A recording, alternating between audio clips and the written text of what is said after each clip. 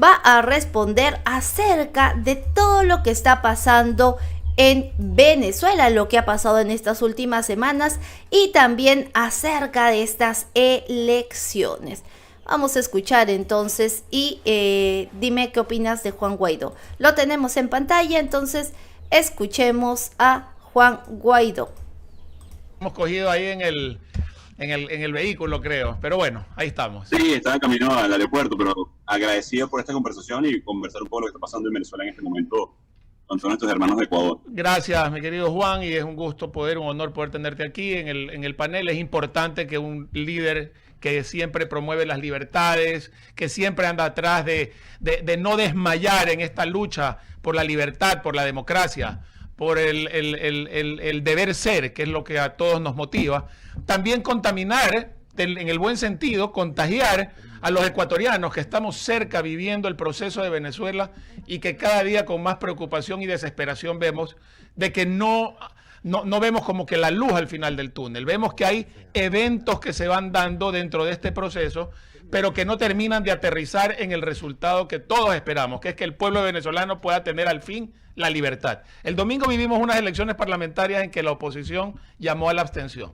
El resultado final, la narrativa que pone el Consejo Nacional Electoral y el gobierno chavista es: ganamos con el 82% de la votación popular y la oposición sacó el 6%. Y eso es lo que al final del día queda, como en los partidos de fútbol, puede jugar muy bien, pero el resultado final es el que metió los goles. En ese aspecto, ¿qué se ganó? ¿Qué se perdió el domingo? ¿Y qué esperamos en los próximos meses de esa lucha que tú llevas adelante? Buenos días y gracias por la... Primero, muchas gracias, Mauricio. Saludos a todos los que nos acompañan en el estudio, a los que están en Ecuador, y gracias por la invitación para explicar lo que sucede. Tocas en narrar precisamente, Mauricio, lo que es el manual de las dictaduras. Convocan un evento sin haber publicado previamente los resultados del 2024. Como ustedes saben, el 28 de julio de 2024 hubo elecciones presidenciales. La dictadura lamentablemente robó ese proceso, cometió un golpe de Estado.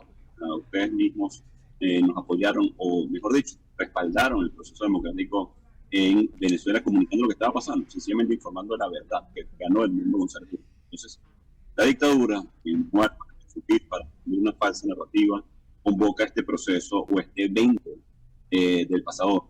Fíjate que me cuido mucho no decirle elección. Hoy en Venezuela no hay una elección.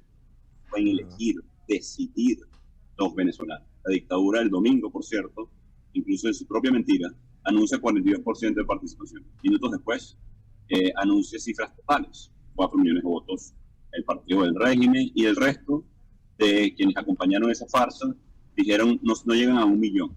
La matemática es elemental. Ellos anunciaron, Mauricio, que habían participado, que habían votado 5,5 millones de personas en cifras totales, pero el porcentaje decía 8,5 millones. Es decir, en la propia mentira de la dictadura, estaba en el primer minuto que anunciaron algo, habían perdido 3 millones de votos.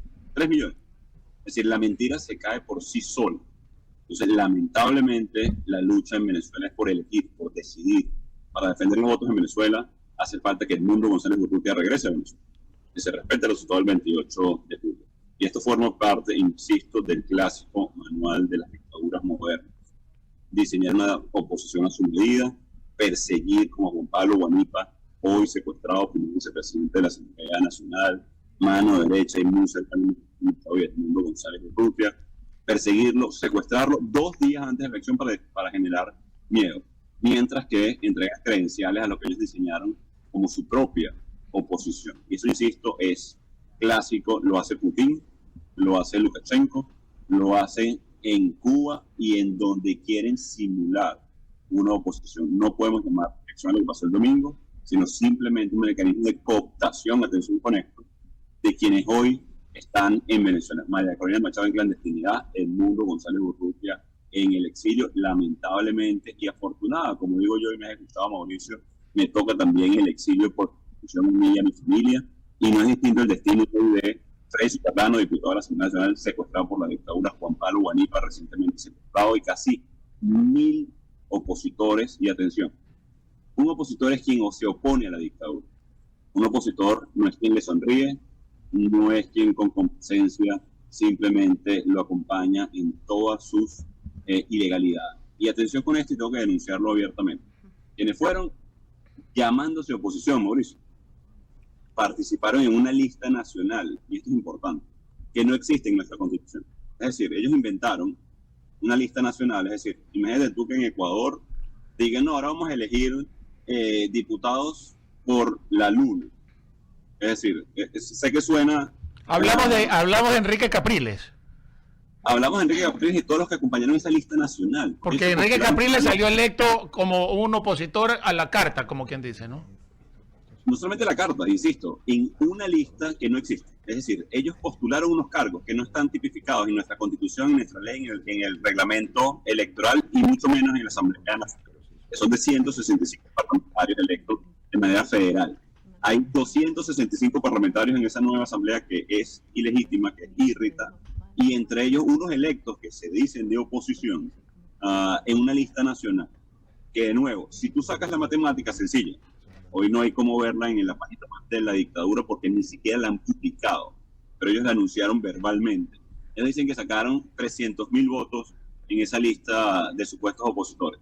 Por método de Hunt, es decir, distribución proporcional para la minoría, en términos sencillos, les daban 2 diputados en una lista nacional que ya no existía. Y aún así les asignaron a discreción 7 adicionales.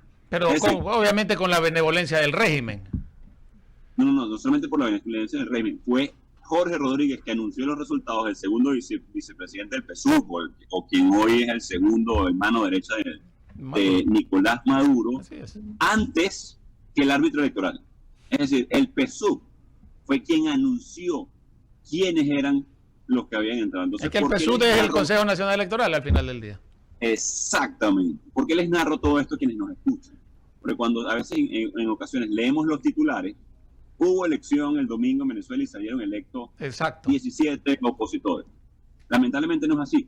Y en nuestra atribulada vida, es decir, estamos viviendo en el día a día, no nos da tiempo a veces de ver lo que está pasando en Ecuador, lo que está pasando en Venezuela, en Colombia, la guerra en Ucrania y Rusia, lo que sucede en Gaza, la situación de los migrantes en Estados Unidos. Y obviamente vivimos acelerados.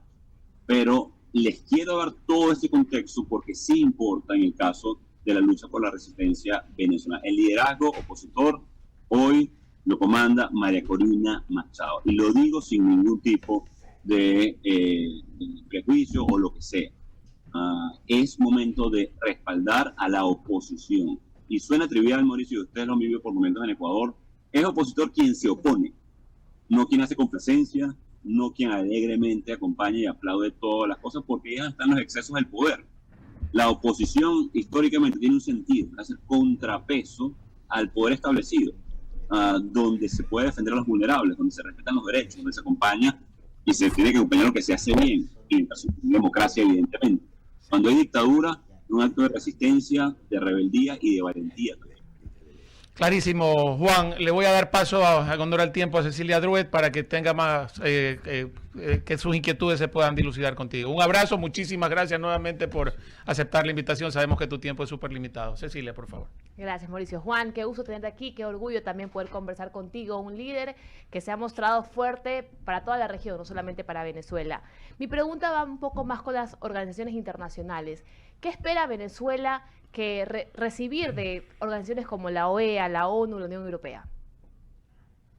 Mira, voy a ser sincero en este momento.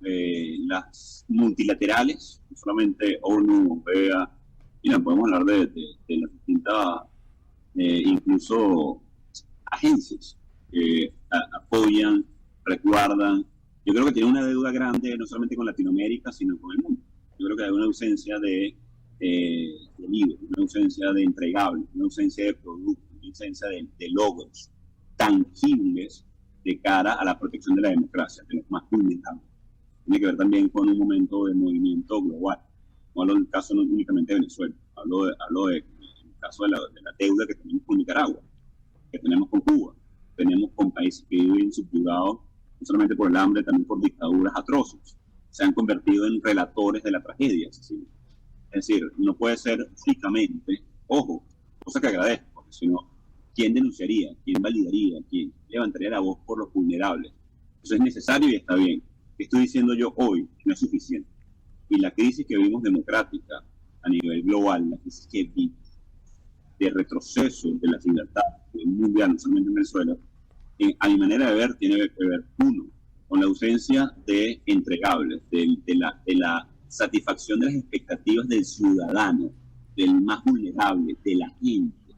Eso vulnera el sistema democrático y global. Y lo segundo, mira, con los incentivos puestos sobre este tipo de régimen. Si tú eres Nicolás Maduro y ves a Daniel Ortega en Nicaragua metiendo preso a todos los dirigentes, que no hay consecuencias, que no tienen ningún tipo de acción que les contenga, ¿cuál es el incentivo elemental para un régimen como este? La impunidad. Y si es la impunidad, entonces él mete preso a Juan Pablo Guanipa, secuestra a Freddy Superlano, amenaza a María Corina Machado, nos expulsa del país, no solamente a Juan Guaidó, sino a 8 millones de venezolanos sin consecuencia. Atención con esto, promueve el Tren de Aragua. Ustedes lo han sufrido en carne propia en el Ecuador. Al crimen organizado, los financia como financió y le dio con responsabilidad en ese momento a Correa, por ejemplo, con dinero del petróleo venezolano sin consecuencia. Entonces, esto tiene que ser motivo de reflexión y no solamente una crítica orientada, digamos, a que no existen este tipo de organismos. Yo creo que deben existir, pero que tienen que mejorarse, que tienen que ir a dar soluciones, no solamente, y como lo digo yo de manera crítica constructiva, ser relatores de tragedias. Cuando las urnas no están a la altura de la libertad y la democracia, ¿qué otras acciones se pueden tomar? Es interesante, porque en el caso de Venezuela ustedes lo han seguido muy de cerca, me consta, y lo agradezco. Ustedes han visto protestas pacíficas, han visto la creación de un gobierno interino, hemos ganado y demostrado nuestro triunfo varias veces, no solamente la Asamblea Nacional, hace casi una década, la primaria con María Corina Machado, que la persiguieron, ganar una elección presidencial en dictadura bajo todo asedio, demostrado uno y otra vez. Y yo creo que es momento de evaluar acciones que hagan responsable a las dictaduras. No estoy promoviendo, por ejemplo, lo que sucedió en Panamá en el 89, pero vamos a hacer un análisis comparativo de políticas ejercidas de cara a incentivos para dictadores, para decirlo de la manera más académica posible. Vimos lo que pasó con Cuba, vimos el desastre económico que significa Cuba hoy, cómo ha contaminado con lo que ellos llaman comunismo, socialismo del siglo XXI, luego lo etiquetó Chávez y lo adoptó Correa y muchos otros en la región, y vemos lo que es Panamá hoy. Estoy diciendo que el incentivo sea, obviamente, a una acción como la acción en Panamá. Lo que estoy diciendo es que tiene que haber consecuencias para dictadores, y hablando del Estado de Derecho Internacional o la jurisdicción internacional, aplicar mecanismos que lleven a la ejecución de la ley. Es decir, si la Carta, y hablamos hace un momento de la OEA, si la Carta Interamericana de los Derechos Humanos fuera puesta en práctica, Maduro no debería estar en Venezuela, Ortega no debería estar en Nicaragua. Entonces, este tipo de herramientas deben dejar de ser poesía para convertirse en un manual de acción, un manual de acompañamiento, porque, insisto, a Venezuela y a los venezolanos lo afecta profundamente la crisis de ausencia de libertades y Estado de Derecho que existe. Para llamarlo, insisto, de la manera más académica posible o más, sin agregar muchos adjetivos, pero también a Ecuador, pero también a Colombia, también la crisis de migrantes, insisto, también el tráfico de drogas que promueve y ampara Nicolás Maduro, el lavado de dinero, la promoción de ideas erróneas en la región, el financiamiento, insisto, que hace en toda Latinoamérica. Así que hay que tomar con mucha conciencia lo que sucede en Venezuela y evaluar conscientemente las acciones y las herramientas que tenemos a disposición, pero más importante hoy, las que estamos dispuestos a utilizar. Yo creo que ahí es donde está parte del debate actual, y ya en este momento lo hago a título de reflexión de lo que hemos hecho en Venezuela, de que hemos ganado elecciones, que hemos protestado, que hemos puesto sangre en las calles, y no es que no hemos logrado el objetivo, bueno, hemos resistido, porque seguimos insistiendo en eso. Lo que no podemos acostumbrarnos los demócratas, los que luchamos por la libertad, es a que eso es la norma o eso es la regla, porque no podemos tener algo diferente. Ahí es donde yo creo que tenemos que insistir en este momento. Muchísimas gracias, Eduardo. Sí, Juan, ¿cómo va, Juan? Gusto de saludarlo. Ya hemos conversado un par de veces más y la verdad que usted nos resulta muy familiar y como decía Cecilia, con mucha realidad, usted es un hombre muy querido y respetado en América Latina, sobre todo para los que amamos, y como yo llamo, porque es un término mío, los que amamos la cosmovisión de la libertad. Esa cosmovisión que hizo que se le ganara a la dictadura, a Nicaragua, a Venezuela, a Cuba, a Lukashenko, como dice, y todos los demás, aquí en el mes de abril, cuando todos preveíamos una catástrofe para irnos a convertir en lo que penosamente se ha convertido, sobre todo Venezuela, Nicaragua, etcétera, en esta cosmovisión de la libertad.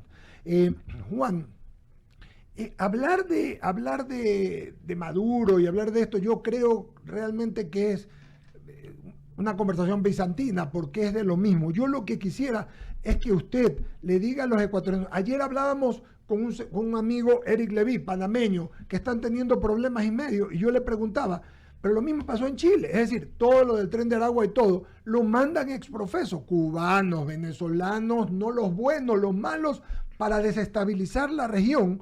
Pero ¿por qué los pueblos en algunos casos, por qué la gente en algunos casos, por ejemplo aquí en el Ecuador, que sabemos todas las cosas malas que hicieron, siguen votando y teniendo la votación que tienen? ¿Por qué al entender de un hombre de su dimensión sucede esto? Yo creo que es una reflexión poderosa que haces, y ahí es donde creo que tenemos que enfocarnos los amantes de esa cosmovisión de la democracia y la libertad, sí, que estamos luchando y que debemos procurar.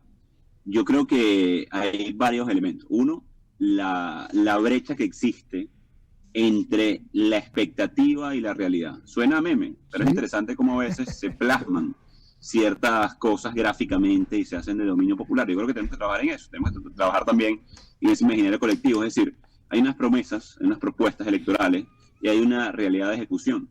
Entonces, esa brecha, ese gap entre la ejecución y la promesa, la expectativa no satisfecha del ciudadano en definitiva, genera y empieza a generar estas disconformidades.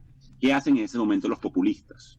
Empiezan a prometer en base falsa, y ustedes lo han visto y lo vieron muchas veces, esto a través del resentimiento. Entonces empiezan, no, esto no se construyó, esta escuela, porque vino la derecha rancia, radical, y se robó el dinero, y empiezan a alimentar un discurso que es un manual, sucede en Ecuador, en Venezuela, en todos los países del mundo. Cuando tú le puedes hablar a cualquier gobernante, mira, para ejecutar una obra hacen falta 9 meses en promedio.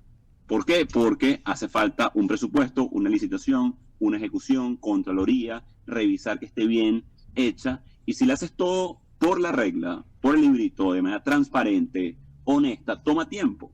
Entonces, esa diferencia, mientras consumimos información, además, en tiempo real, hoy los niños, as demand, como llaman, al momento, como quieres, con estos aparatos, por lo cual estamos hablando en este momento. Entonces, tenemos que resolver esa ecuación de expectativa, ejecución, y esto va a sonar polémico, y yo creo que es con la verdad. Yo creo que es diciendo las cosas como son. Y ahora también tiene que ver, y volvemos a lo básico, educación. Entonces, estos populistas se aprovechan de esos huecos y han hecho, y lo que no podemos permitir, por cierto, también es sustituir la comunicación política con política. Es decir, no solamente es la propaganda, no solamente son las palabras bonitas. Tenemos que diseñar, no para ciclos electorales de 4 años, 5 o 6, dependiendo del país, sino para una generación. Es decir, ¿quién está pensando el país de los próximos 25 años, en el caso de Ecuador, o 50? ¿Cuál es el país que van a tener nuestros hijos? Y no son temas filosóficos, son temas concretos, tenemos que construirlo hoy. ¿Qué va a suceder? Entonces, esa ausencia de entregables, esa ausencia de resultados, ha generado una crisis democrática muy profunda que, acompañado con la explotación de algunas herramientas de PSYOPs, y eso en el laboratorio de democracia que estamos trabajando en FIU, donde Mauricio también es parte y hemos compartido experiencias ahí, es parte de lo que precisamente estamos conversando y hablando, porque lo que está en riesgo en definitiva es precisamente la libertad, es precisamente la democracia, con toda esta crisis que se ha generado en este momento, con la exacerbación de populismos, autocracias, no solamente en Latinoamérica, sino en el mundo entero. Efectivamente, y para pasar a Javier Segarra, solamente decir, porque sé que tiene poco tiempo, Juan, en otras palabras, lo que hay que hacer es cumplir lo que se ofreció y más, sin mucha propaganda, con mucho hecho. Y a veces no es suficiente, a veces hay que comunicarlo bien, a veces hay que ir más allá, a veces hay que ir al futuro, las nuevas generaciones, cómo consumen hoy los niños, y ustedes lo han vivido la información, la data, la evolución va a tener que ver con el procesamiento de información, todo lo que tiene que ver con el desarrollo de inteligencia artificial. Ustedes han visto todo el problema que tenemos con fake news y desinformación. Es decir, tenemos retos de la modernidad propios de las nuevas generaciones, propios de los desarrollos de la civilización, y tenemos retos, lamentablemente, de lo esencial. Entonces, ¿cómo combinamos esto y cómo pensamos en esta nueva generación? Va a ser la clave para la preservación no solamente de la libertad, sino la democracia y el futuro en sí mismo.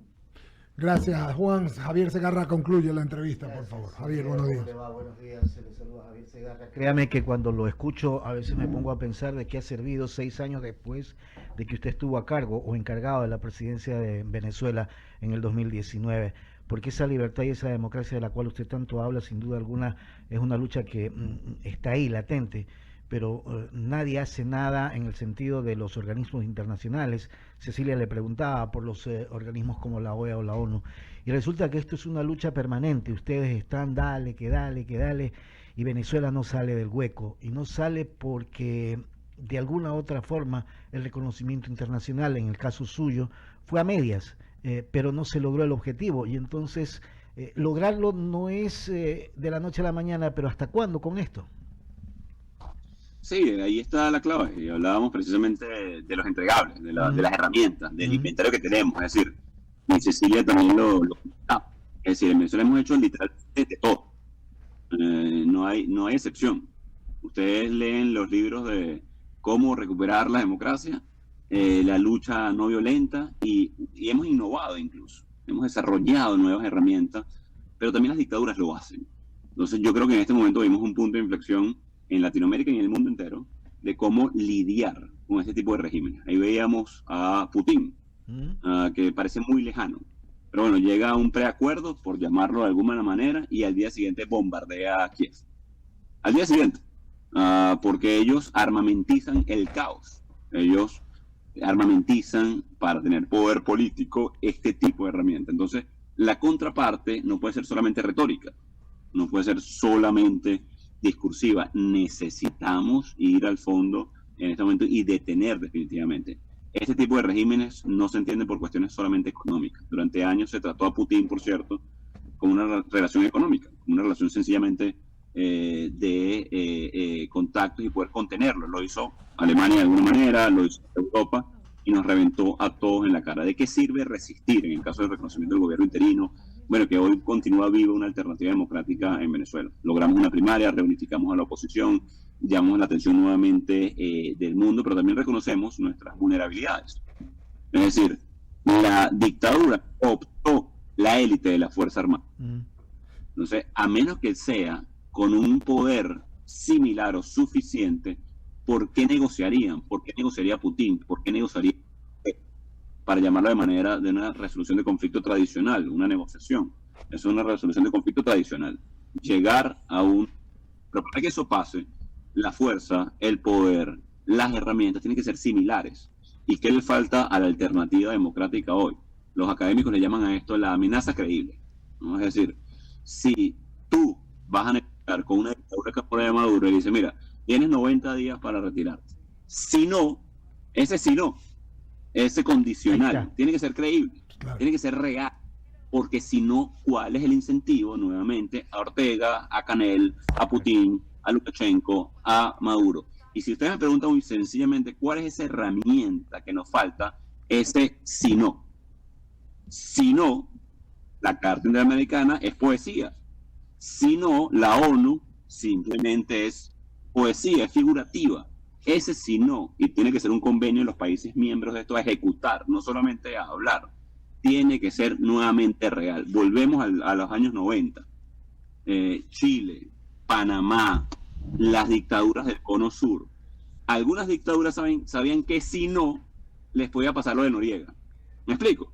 Sí, sí. Es decir, había una amenaza creíble, había algo real por lo cual sentarse a negociar, y se logró en un punto de quiebre, evidentemente, acuerdos, negociaciones que dieron un paso a democracias estables en la región. Entonces, esta de nuevo, que es un término tomado de metodología de lucha no violenta, la amenaza creíble, es necesaria, absolutamente necesaria, para poder retomar y balancear todo lo que significa la democracia, no solamente en América Latina, en Venezuela sin duda alguna, porque, y aquí quiero hacer un reconocimiento a mi gente, a los venezolanos, mira, hemos resistido, hemos innovado, hemos inventado, hemos estado en las calles, hemos puesto la sangre, hemos puesto la libertad, hemos puesto nuevos métodos. Tenemos un presidente electo en el exilio a contracorriente, tenemos un presidente interino en el exilio a contracorriente, también tenemos una María Corina Machado en clandestinidad en este momento en Venezuela. Es decir,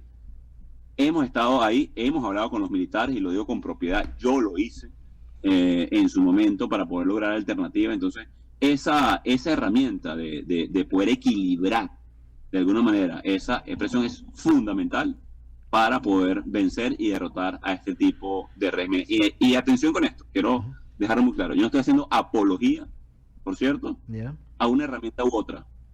Estoy diciendo que todas son necesarias, porque sin haber construido mayoría en Venezuela, no hubiéramos llegado a este punto. Sin haber logrado partidos políticos sólidos, liderazgos con credibilidad en el país, tampoco hubiésemos llegado a este punto. Y hubiésemos demostrado que faltan algunas otras. Es decir, y por eso quiero ponerlo en positivo, en futuro.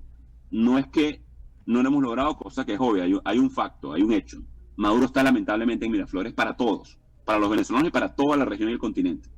Pero también hemos demostrado que hay muchas alternativas para ponerlos contra la pared y avanzar en esa dirección.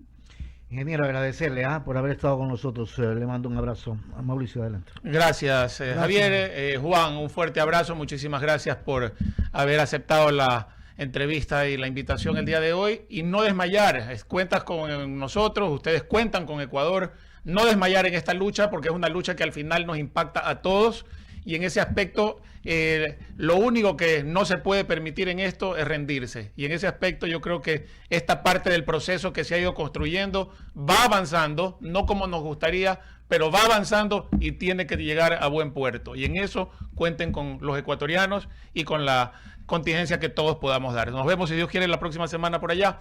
Te envío un fuerte abrazo y muchísimas gracias. Buen viaje. Quiero decirles, lo sentimos así los venezolanos. Sabemos que estamos en un momento complejo para el mundo entero, para Venezuela, para Latinoamérica, y gracias por el respaldo que le ha dado el Ecuador a la causa democrática y la libertad en Venezuela. Que Dios los bendiga, gracias por la invitación. Lo hemos cogido ahí en el... Muy bien, escuchamos entonces la entrevista de Juan Guaidó, quien en 2019 fue presidente interino de Venezuela y justamente ha hablado sobre las elecciones, habló sobre Capriles, de su participación, también mencionó que la misma oposición tiene sus propias vulnerabilidades, ¿no? Entonces también habló que se necesita un poder similar a la dictadura de Nicolás Maduro, se necesita una amenaza creíble real, ¿no? Entonces dice, para sacar a Ortega, Canel, Putin, Maduro, se necesita una amenaza real, la cual hasta el momento no hay, según Juan Guaidó. También habló que dio a entender que si Maduro se queda por la fuerza, se necesita algo similar, que sería sacarlo también a la fuerza. Si no, no va a funcionar. Con palabras no va a funcionar. Ya lo ha mencionado Juan Guaidó. Dijo, si es que Estados Unidos dice, allá está tu cárcel. Si es que no te vas en 90 días, está la cárcel preparada en Estados Unidos. No lo va a creer. Si no te vas en 90 días, te vamos a quitar ¿no? lo que ha pasado ahora en los petróleos. Tampoco va a salir porque él tiene dinero de otro lado. Por el tema económico, si bien sí le afecta, sin embargo, está vinculado fuertemente, lo han vinculado el FBI, lo ha vinculado diferentes organizaciones con el Tren de Aragua, con el narcotráfico. Presuntamente Nicolás Maduro tendría dinero de ahí y ese dinero también lo utilizaría en contra de la oposición. Muy bien, hemos escuchado entonces a Juan Guaidó en una entrevista en donde ha respondido sobre la crisis de Venezuela y también las elecciones fraudulentas del pasado 25 de mayo. Pero vamos a continuar con las noticias y volvemos nuevamente a Venezuela porque Juan Guaidó estaba en Estados Unidos.